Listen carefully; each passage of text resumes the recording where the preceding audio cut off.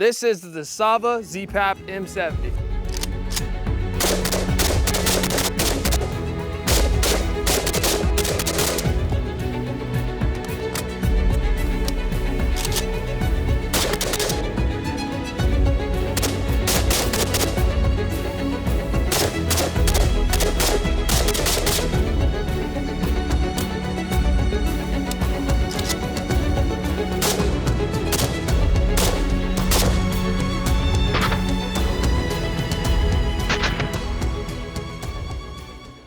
Are you looking for your gateway into AKs? Well, if you are, I have the AK for you. This is the Zastava ZPAP M70, and it's got all your modern attachments that you would like on your AR, but instead it's on an AK. Now, when you think of an AK, you might think of something like this. Wooden handguard, standard stock, fixed stock. This one's actually foldable. This is what most people think of when they think of an AK. Just something like this. It's old, rickety, and when you give an AK a little love, you end up with something like this. Closer to an AR, more ergonomic.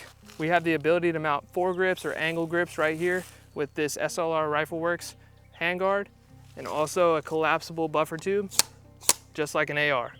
And when you think of an AK, you might think of something that has no optics on it. With a Midwest Industries mount like this one, a side rail mount, you can actually mount optics, allowing you to make even up to the furthest shots.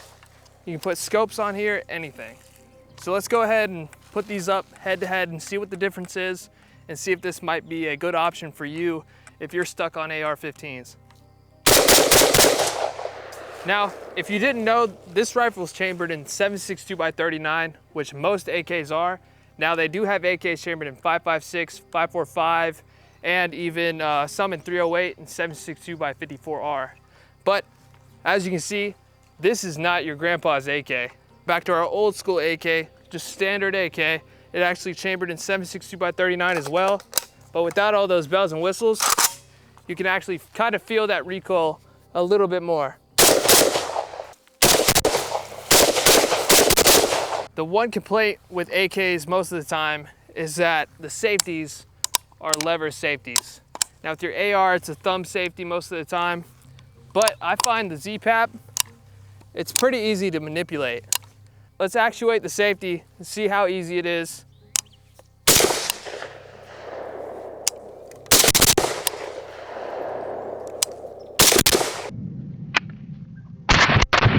I'd say it's pretty easy to manipulate. You just gotta get used to having to kind of break. You kind of have to break your grip a little bit to come down into the fire position. But with a little bit of practice, you can get used to that. For something like this AK, it's a little tougher because it rides a little harder in the safety selector groove.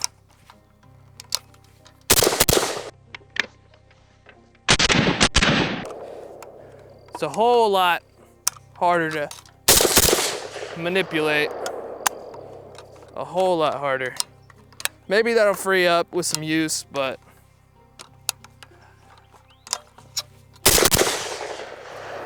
yeah, this one's tough. Now this AK has iron sights, so you got your wind adjustments, regular stuff like that. If you wanted to put a side rail mount just like the other AK, you could, but you have to go and spend that extra money just the same for this one too. You could throw a scope on here. With this Hollow Sun red dot, you get a lot of battery life, and you can have a decent range to shoot with. Now with this one, I have it a little further up front just because with that eye relief, it just looks a little better to me. It kind of looks goofy, but that's just how I got it. That's how I run it. Speaking of optics, I got a target out there about 200 yards. Let's see if we can hit it with that Hollow Sun.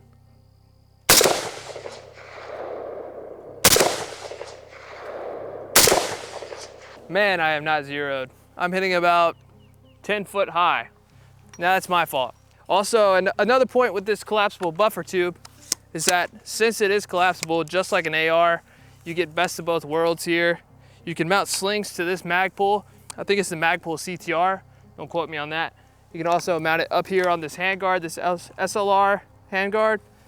And yeah, it allows you to sling it up on yourself and not have to worry about carrying this thing around. So yeah, that thing barely bounces at all. Just like an AR, we're shooting pretty flat.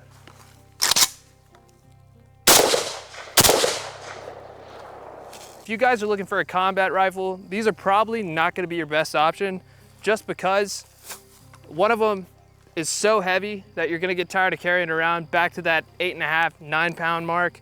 And the other one is just so stiff when you handle it that you're not really gonna have the ergonomics that you would have with an AK, or I mean, with an AR. That is the good thing about an AR, is that it's very ergonomically friendly, it's light. 5.56, a lot of people use 5.56. You're gonna be able to find 5.56 about anywhere. 7.62 is pretty prominent, but then again, most people are gonna have an AR. So if you're thinking about carrying a rifle around a lot, this is probably not gonna be your best option. You probably should go get an AR. They come in at about 7 pounds sometimes, so that extra 2-3 pounds can get really cumbersome after a while. So, like I said, like an AR, this also has a lot of additions to it that would be very friendly with a combat rifle if that's what you're looking for. Because with this dust cover, you're not really having to worry about much gunk getting in there. With an AR, you have to kind of worry about flipping that dust cover up over and over again. If you're in a shooting position, you're shooting, and if you have to stop, you're flipping that dust cover up. It's just gonna get tiring. You're gonna forget. Dirt's gonna get in your gun, etc. With this, it's a closed system most of the time. You're gonna have to safety up if you're safe. Now the thing about an AR is, speaking of that dust cover, dust getting in, when you're unsafe with an AR, it's just a button. So you're not actually manipulating the covering part that closes that system off. So you have two things to handle. So I believe with all these additions, you can get pretty close to an AK that's friendly as possible to an AR. But will it be an AR at the end of the day? No. Will it replace an AR? No. Now, since it is an AK, speaking of ergonomics, you will have to find that tab to reload and come back in and rock it in and lock it.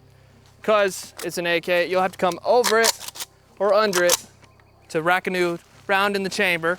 Demonstrate that again. Finding my magazine, I'm coming in and I'm racking it. Safety's up. Yeah, I really like this thing because it looks really good to me. It's an AK after all. You can't hate an AK, you can't hate the looks of it. It's just overall, it's a sexy looking gun.